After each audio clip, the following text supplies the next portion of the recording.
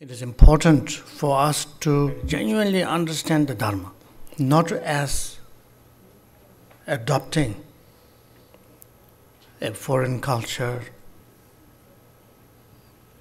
foreign tradition, nothing like that, but understanding the true meaning of Dharma, the true message, so to speak. The true meaning of Dharma, that is actually beyond culture and beyond tradition.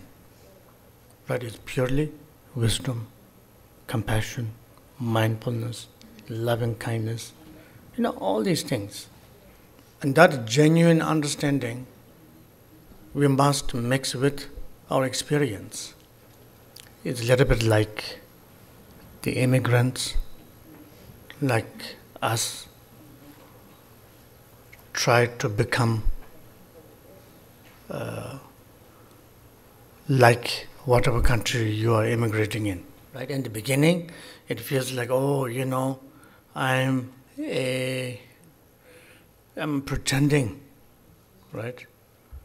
Pretending to be meditating, pretending to have some compassion, pretending to have egoless compassion, selfless, pretending to be mindful here and there, or maybe a lot of effort, a lot of concepts, But that's okay. No one is born with full of character, right? Characteristics of American, Canadian, Chinese, Tibetan, what have you. We're not born like that. We are taught. This kind of feeling unnatural in the beginning is natural. Like now, we don't have to think how to be a Tibetan or how to be an American. As soon as you wake up, you are that person, right? Like that. At some point, it becomes very natural.